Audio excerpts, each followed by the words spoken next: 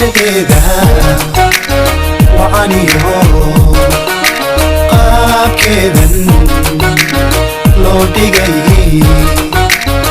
timaheedan dherarkiyo sii dhaafay adhaxdee.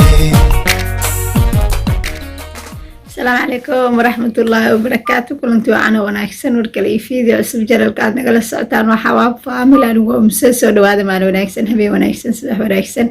دور وناكسن عصر وناكسن كل شيء وناكسن أصحاب عصب سود وهذا أصحاب ترولي جكسر كل صود وهذا لما أنتي مسود ربادا لما أنتي وين ودي على إن شاء الله وامرك لي قصة كل فضل جانك سبسكرايب نصر لايك شير كم سحب لو ده قاعد ما سنتعين يعني سبسكرايب تكوي هاي إنه لايك رأي وما سنتي لبنتين بقى إن ما أنتي وين ودي على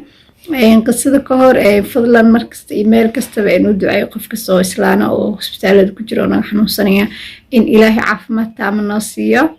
إن شاء الله يلا نوبل قصدنا قصة وهيك قاعدة لك كندا هلو رير كندا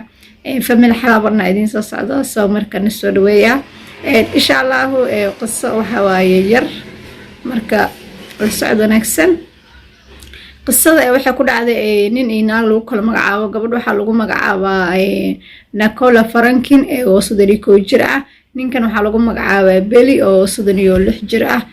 labadooda waxay isku barteen wiilkaas iyo gabadhaas waxay isku barteen goob oo hospital oo iyadana ka ahayd nurse asina uu ka ahaa dhakhtar muddo kadib markii ay wada socdeen muddo kadib waxay gabadhii waxay ka tagtay shaqadii waayo waxay ka soo jeedeen قارة أفريقيا سو مركي وحسو آدين قارة أفريقيا سو آدي جادي كسو جدي أفريقيا سو آدي أفريقيا من كسو آدي شقدي ويكتكتي أسيقن هوسبيتال كموسن يعني أسيقن موصل لهن دولة لهير سو مركي أسيقن وكتكي أو وحو يعني وحو قل نورمال أو الشقاء أو الكها يعني نختار الكودون نقدر نحفرتي هوسبيتال خاص واسيقول لي بريفت ayadii markii ay ka maqnayd ilaa 7 bilood markii ku maqnayd jaad way soo laabatay markii soo laabatay waxay ka shaqo bilowday hospitaalkiisii waxay ka ahayd caawiye dhakhtarka markuu ka bixinay waxa jir Soomaaliya qof nurse oo caawinayo isla markiiba ilaa ay markay wada shaqeynayeen muddo xiriir isku soo badhigteen jacayl dheer kadib ayada markuu waxay single mother ay ahayd waxa uu joogay laba ilmo uu joogay labada ilmoodna waxa uu dhashay nin oo Mexican ah soo markay waxay ku haysatay ilmaheeda dalka ay ku nooshahay Canada ku haysatay ninka horena wuxuu yani waxay isku soo guursan Mexico marka ninkiisa markii soo kala tageen Canada markii ay imaatay oo shaqadan ay bilowday ninkan ay isbarteen labadeed cunug ayadoo haysteen ninkan isbarteen isbarasho dheer kadib wuxuu yiri waxaan u baahnaa markii ilaa ay wada socdeen 4 sano iyo bilowgii wada socdeen 5 sano yani oo wax dhimanka wada socdeen wuxuu yiri waxaan u baahnaa inaan isguursano oo waliba aan noqono dad reer leh oo mustaqbal leh okay way tiri shuruudo dheer ku xirtay shuruudii markay ku xirtay asiga shuruudo oo ku xir waxa kamid ah in يعني ninka oo ilmaha dhalay inuusan totally guriga imaan karin telefoon uusan ka soo wici karin because uusan raali u ahayn yani iyada ay mar kale intay wada shaqeystaan hadana ay sameeyaan xiriir hoose oo markaas shaqada jiro kale aysan ayada shaqale ay guriga joogto in xiriir hoose ay wada sameeyaan ka cabsado soo markuu wuxuu yiri ma dhici karto ninka ku qaba oo yani ninka oo ilmaha uu dhashaan dhahe ninka ilmaha uu dhashay inuu soo xiriiriyo ma dhici karto diyaar nuumihiina wada xiriirtiin telefoonku kugu yaqaan bedelaysa telefoon soo qaadanaysa adresska kugu yaqaan ka guuraysa soo marka ma yaqaan meel uu yani ka soo contact gareeyo kala soo xiriiro wixii dhan okay way tiri laakiin asiga waxa jirta laba arrin uu ka qariyay arrinta koowaad oo ah in uu leeyahay ilmo gabar weyn oo ilaa iyo ah 16 sano jir ayna u joogto oo gabar kale u dhashay iyo markaas inuu xaas qabo xaaskiisa oo hayso 4 ciyaal ah labadaas arrimood buu ka qariyo gabadhan yani goonidana waa gooni naagtu oo qaban 4 ciyaal oo dhashay marka labadaas arrimood ka qariyo markuu aroosku soo dhawaado oo arooska ay ka dhiman tahay yani saacad ka yar nus saace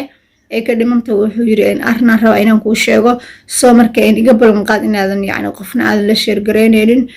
arintaas markaan ku sheegay kadib oo aan guri galnana sababta arintaas aan xilligan kuugu sheegay aan ku xaqiijinayaa okay way tiri xilliga marka warka u sheegay waxa waa xilli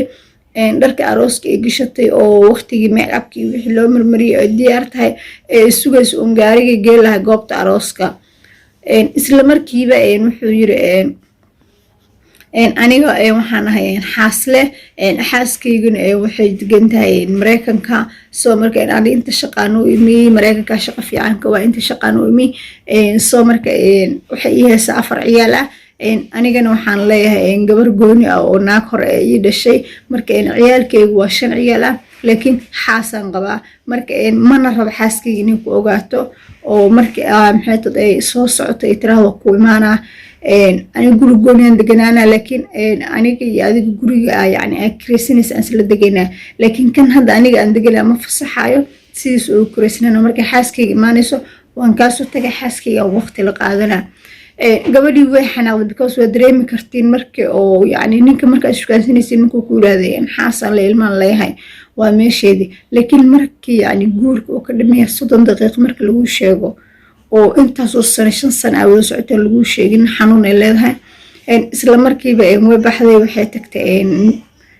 meeshii ku feerka loogu sameynayay madbaq u lahaa tagtay madbaqii waxay ka soo qaadatay ama jikadii waxay ka soo qaadatay mindidii ay gelisay ilaa iyo 7 jeer waxay ka gelisay wadnaha iyo waxay ka gelisay yani calooshii ka gelisay isla markiiba meeshuu ku dhintay dadka saaloonka jooga waa la wada argagaxay waa la wada khayliyay booliska la wacay booliska markuu yimi ayadii meeshii bay taagantahay ma isan dhaqaaqin because waxa ku dhacday naxdin way naxday soo marka way dhaqaaq weyse wax aysan filina loo sheegay ilaa 5 sano wax laga qaranayo loo sheegay tan kale ayadii wuxuu ku yiri ninka ilmaha u dhashay kuma soo contact gareyn karo waa inaad meel kale u guurtaa waa inaad wixii la iska bedeshaa soo marka sidee ku dhici kartaa hay aaminteen adigana lagu qiyaamo adiga aan qiyaamin in lagu qiyaamo boolisku way qabteen waa la xiray waxa la geeyay saldhigga booliska markii la geeyay waxa la yiri okay hadal ninkan maxaad u dishay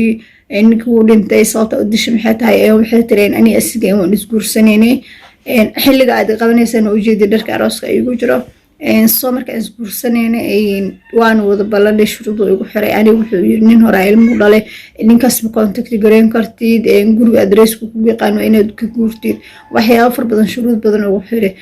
anigoo jecel aan shuruudiis aqbalay aan ka guuray yani guriga oo igu amri inaan ka guuro oo guri kale oo ii soo kiray address kale asiga ii soo kiray aan degay